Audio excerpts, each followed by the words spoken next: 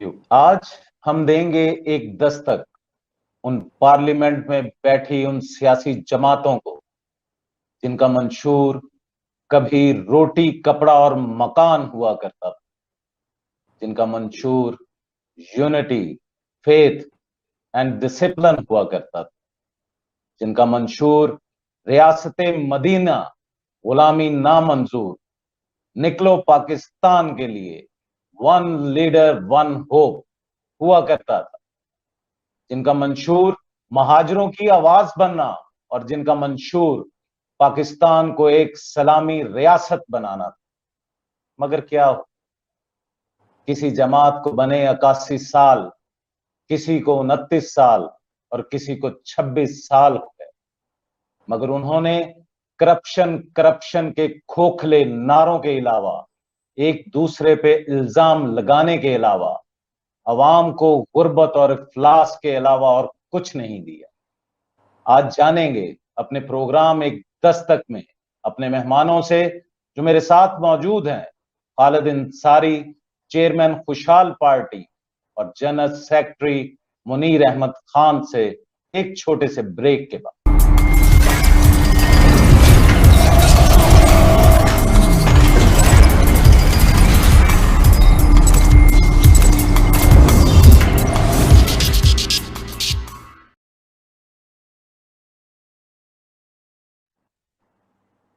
मुनीर अहमद साहब, आप मुझे ये बताइएगा कि जिस तरीके से एमक्यूएम 1984 में बनी और उसे तकरीबन 38 साल हो गए हैं, उन्होंने एक नारा लगाया था महाजर मूवमेंट के हवाले से, तो क्या आपकी पार्टी खुशहाल पाकिस्तान भी कोई इस बारे में सोचती है कि ऐसा नारा? हम पाकिस्तान का नारा लगाएंगे, खुशहाल पाकिस्तान का, और उसमें ऐसी बात नहीं है। हमने बकायदा एक लाहे अमल बनाया हुआ है कि बलदियाती निजाम का कोई फार्मूला नहीं है। आपने देखा होगा, आपने पढ़ा होगा, ना पीपल्स पार्टी के पास है ना दीगर जमातों के पास है। हम पाकिस्तान में, पूरे पाकिस्तान में बलदियाती निजाम, हकीकी और आजाद बलदियाती निजाम का नफाज करके, ये बुनियादी जमहूरियत होती है। इससे आवाम को उनकी तहरीर पर उनके हकूक मिलते। एक तो हमारा ये नारा है कि हम यहाँ पे ये लगेंगे। दूसरी बात यह है कि आपने चेयरमैन साहब से ये क्वेश्चन किया है कि ये पीपल्स पार्टी, मुस्लिम लीग नून जमातें इतनी आई भी हैं, और यहाँ भी जनाब बात तो है कि ये भी किसी दिन पहले दिन जब आए थे, ये भी तनाव थे, इनका कोई नहीं, मैं यहाँ पे एक बात करता हूँ। अगर जुल्फकार अली भुट्टो साहब की तारीख उठा के देखें तो वो तो एक फ्रीडम फाइटर के तौर पे आए थे, अवाम को इकट्ठा किया। नून लीग अगर आती है तो वो एक ऐसी जमात बन के आई, वो भी टूट के आई, दूसरी तरफ से लोग आए, जाने पहचाने लोग इसमें ऐड हुए, वो पार्टी बन गई। फिर पीटीआई का आपके सामने है, तकरीबन पिछले 26 साल से इमरान पीछे था कि वो हमारा कौमी हीरो था। मगर आपके पास जो चीज नजर नहीं आ रही वो यही चीज नजर आ रही है कि कोई सुपर हीरो आपके पास इस वक्त नहीं है। और लोग आप पे यकीन क्यों करेंगे? क्योंकि हर रोज एक नई पार्टी उठती है जो अवाम की बात करती है, जो गरीबों को हक देने की बात करती है, गुर्बत को खत्म करने की बात करती है। इस हवाले से बताइएगा। आपने बात की है अल्ताफ हुसैन की, उनका कौन था पीछे, उनकी बैकग्राउंड क्या थी? वो भी तो कराची के अंदर वो बड़े पॉपुलर रहे। एक चीज को इस्तेमाल किया ना, महाजरों का नारा लगाया, फिर पार्टी की बेस बनी। मगर हमारे पास खुशहाल पार्टी के हवाले से कोई ऐसी चीज मुझे तो फिलहाल नजर नहीं आ रही कि किस तरीके से करेंगे। ये बात ध्यान में रखें, जी, हमने अपनी इब्तदा करनी है, हमने अपना मंशूर देना है, हमने अभी लोगों तक जाना है। ये ऐसी बात नहीं है ना, ये मिनटों सेकंडों में होती है बातें। उनके सारा साल लगे हैं, कई अर्सा उनका लगा है, तो वो आज मगर ये खालिद साहब से एक दफा क्वेश्चन किया था शायद मैंने पिछले प्रोग्राम के अंदर, तो ये तो कह रहे थे कि इंशाल्लाह ताला विद इन अ ईयर हम एक पाकिस्तान की पॉपुलर पार्टी बन जाएंगे। और इस हवाले से आपका क्या मौकफ है? इंशाल्लाह ताला। अब वो इसलिए कहते हैं कि ये मीडिया का दौर है, अब वो इतना इतना मुश्किल नहीं रह गया। अब हमारी बात फौरी तौर पे पहुंचेगी। ऐसी कोई बात नहीं है। हम पिछड़े हुए तबके की बात करेंगे। हम हमारे पास ये जितनी सियासी जमातें हैं जिनके उनके कारकुन भी हमारे पास आ रहे हैं। सर मैं तो सिर्फ ये बात करना चाहता हूं, देखें पीपी बन गई, नून लीग बन गई, पीटीआई बन गई, वो वहां से आगे पीटीआई में कोई शामिल हो गया, कोई यहां से चला गया, वहां से आ गया, मगर गरीब लोगों का किसने सोचना है सर? अगर आप भी इसी तरह से करेंगे कि नून लीग का कोई मेंबर ले लेंगे, पीटीआई का मेंबर ले लेंगे, या पीवीपीपी का मेंबर ले लेंगे, या जमात इस्लामी का मेंबर ले लेंगे, तो फिर खुशहाल पार्टी कहाँ है? गरीब की आवाज कहाँ है, वो बताइएगा। की बात ही नहीं की, मैंने एमएनए की बात ही नहीं की। मैं तो आपको ये कहना हूँ कि जो नजरियाती कारकुन है, जो हकीकी कारकुन है सियासी जमातों के, उनको पाकिस्तान में आज तक राइट मिला ही नहीं है। पैसे वाले आए हैं, टिकट बन गए हैं, उसमें तो जो आदमी है बहुत बड़ा, यहाँ पे तो गरीब आदमी की फरियाद ही कोई नहीं है। गरीब आदमी के खिलाफ को तो कोई यहाँ मानता ही नहीं है। हम इंशाअल्लाह ताला इस पाकिस्तान के अंदर एक नई जिद्दत लेकर आएंगे, पिछड़े हुए तबके की बात करेंगे, गरीब आदमी की बात करेंगे, हकूक की बात करेंगे। अभी तो जब बात करेंगे तो इंशाअल्लाह ताला आप देखेंगे दिन दोगुनी रात चौगुनी तरक्की होगी इस हमारी जमात की। खालिद साहब, जी जी खालिद साहब मेरी बात सुनिएगा जरा। जमात इस्लामी 1941 में बनी और उन्होंने एक नारा लगाया था, एक इस्लामी रियासत का। उन्हें बने हुए 81 साल हो गए हैं, मगर वो एक इस्लामी रियासत के नारे को पूरा नहीं कर सके। खुशहाल पार्टी का इस बारे में क्या मौकफ है? जो आपने मुनीर अहमद खान साहब से किया कि आपके पास कौन सा ऐसा हीरो है जी, तो मैं आपको ये बताऊंगा कि देखो, हीरो आते रहते हैं जाते रहते हैं। एक वक्त था कि पाकिस्तान की क्रिकेट टीम का कप्तान और हीरो इमरान खान था, एक वक्त आया फिर वसीम अकरम आया, अब वक्त आया कि शाहीन अफरीदी आ गया। तो नए से नए लोग बनते रहते हैं, आते रहते हैं। और दूसरी बात यह है कि जो लोग मुझे जान, और इमरान खान ने 22 साल लिए थे उस मकाम पे पहुंचने के लिए। तो मैं एक बात करता हूं, जो बात तो बहुत बड़ी हो जाती है, लेकिन लोगों को आने वाले वक्त में उनको समझ आएगी कि मैं इमरान खान नहीं, क्योंकि 22 साल लूँगा, लेकिन ये बात बहुत बड़ी हो जाती है। मैं उनसे 3 बातें करता हूँ और वो पीटीआई छोड़ के मेरे साथ आ जाते हैं। मैं उनसे पहली एक बात करता हूँ कि आप लोगों को मैं यहाँ पे आपके खालिद भाई आपसे फिर वही क्वेश्चन करूंगा, हम पीटीआई के मेंबर को क्यों लेंगे? हमारी खुशहाल पार्टी आपकी खुशहाल पार्टी है, आप गरीब आदमी को टिकट क्यों नहीं देते? जो दर्जा चहारम का आदमी हो उसको टिकट क्यों नहीं देते? हम वही बात दोबारा घिसी पिटी कर देते हैं कि फलां सियासतदान है वो हमारी पार्टी में आ गया, नून लीग का उसको छोड़ के इधर आ गया। पिछले 75 सालों से पाकिस्तान के अंदर यही होता रहा।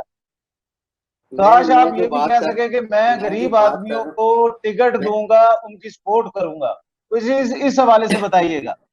जी, मैं सपोर्टर्स की बात कर रहा हूँ कि वो कैसे मेरे साथ आ जाते हैं, कि उनसे मैं बात, जो लोग मुझे मेरे किरदार को जानते हैं उनसे मैं एक बात कहता हूँ कि आप, उन लोगों को पता है कि मैं बड़े बोल नहीं बोलता, ठीक है। इमरान खान ने कहा था कि मैं शेख रशीद को चपरासी नहीं रखूंगा, और उसने उसको अपना राइट हैंड बना लिया।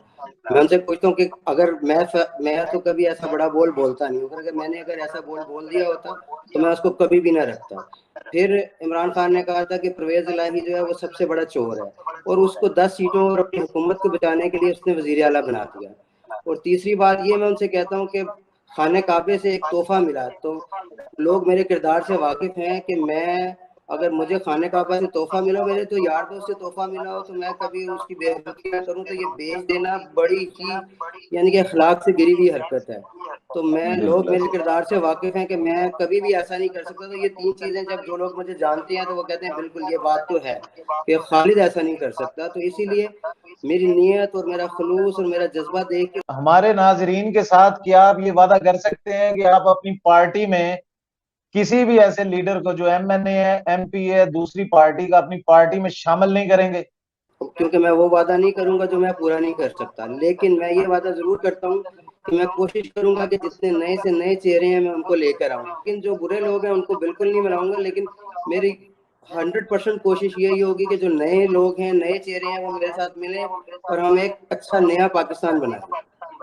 तो आपने इसके जमात इस्लामी के हवाले से बात नहीं किया? उन्हें तो 81 साल हो गए हैं सर एक नारा लगाते हुए कि वो डिलीवर ही नहीं कर बाबर पा रहे। भाई, वो पाकिस्तान बनने बाबर से भाई पहले की नारा जमात है। आप उसके बारे में क्या?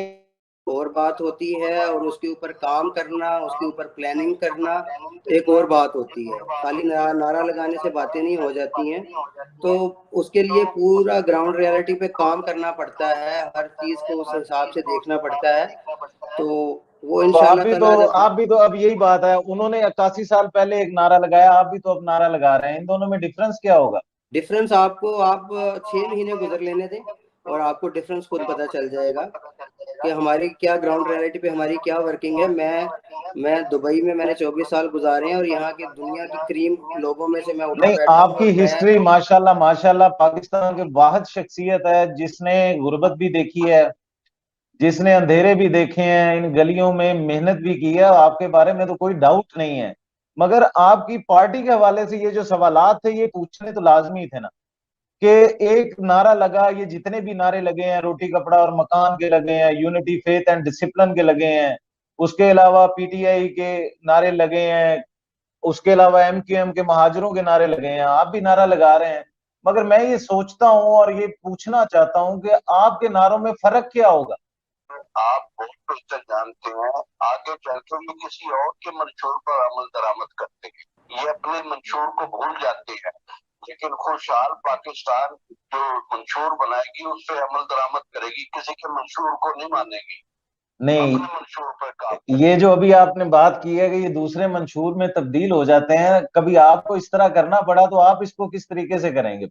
हम उस सियासत से दस्तबरदार हो जाएंगे, अपने मंशूर से नहीं हटेंगे। तो मुनीर भाई, कुछ ये आखिरी क्वेश्चन है खुशहाल पाकिस्तान पार्टी के हवाले से, कि आप लोगों मंशूर के हवाले से, कि आप पाकिस्तान की अवाम को क्या मंशूर देंगे, वो जरा बताइएगा। इसके बाद खालिद भाई से पूछते हैं। ये हमारा मंशूर, ये हमारा मंशूर सिर्फ भी है, रोजगार भी है, लिबर्टी भी है।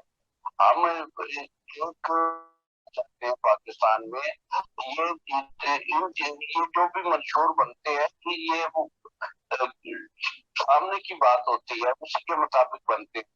लेकिन देखना ये होता है कि आगे चल के लोग हट जाते हैं, तो बड़ी अफसोसनाक बात है। हटना नहीं चाहिए, सीधी बात करें। कोई ये लाजिम नहीं होता कि कोई मंसूर बन जाता है, कोई फरहाद बन जाता है, हर आदमी नहीं बनता। लेकिन सच जान के जो भी हम राह चुनेंगे, एक उस पर खड़े रहेंगे, हम हिलेंगे नहीं उस बात से। ये बात इंशाअल्लाह ताला आप आने वाले वक्तों पे हम साबित करके दिखाएंगे आपको। मुनीर भाई, जिस तरीके से आप मंशूर दे रहे हैं, मेरा ये आखिरी क्वेश्चन है, उसमें से एक छोटा सा क्वेश्चन और है कि जिस तरीके से आप मंशूर दे रहे हैं उस हवाले से तो टाइम इतना नहीं है, टाइम तो है ही नहीं है पाकिस्तान के जो इस वक्त हालात जा रहे हैं।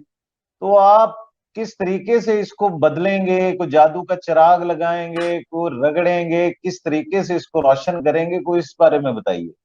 अच्छा, आप एक बात सुनिए, ये जरूरी नहीं होता कि हम मंजिल की तरफ चलें, लेकिन कम से कम आप अपने पूरी कौम को एक सीधे रास्ते पे डाल के जाएंगे, इसको ऐसा करके जाएंगे कि इस मुल्क में सही कौन है और गलत कौन है, और आपके साथ क्या होता रहा है। ठीक, तो खालिद भाई, अब टाइम खत्म हो रहा है प्रोग्राम का। खालिद भाई, आप बताइएगा खुशहाल पार्टी का मंशूर क्या होगा? देखिए, मैंने जैसे बताया कि मुनीर साहब ने भी बताया है कि सारी चीज़ें हमारे मंशूर में शामिल हैं, लेकिन हमारे जो मेन चीज़ है वो रोज़गार है, तालीम है और निज़ाम मुस्तफ़ा है। ठीक है, और सबसे बढ़कर हमें ना जो गरीब अवाम है उसके रोज़गार के लिए कुछ करना पड़ेगा, क्योंकि इस वक्त पाकिस्तान की जो अवाम है ना वो अपने किचन चलाने से बहुत तंग है, और आपको मैं बता नहीं सकता कि किस ज़हनी कैफियत की वो शिकार है। तो पाकिस्तानी अवाम की काउंसलिंग की भी बहुत सख्त ज़रूरत है। और दूसरी बात, आपने टाइम की बात की ना, तो आपको आइडिया नहीं है कि हम दुबई में जिस तरह से फास्ट काम करते हैं ना, हम जो काम 8 घंटों में करते हैं ना, तो जो पाकिस्तान में लोग बैठे हैं ना वो काम वो 3 दिनों में करते हैं।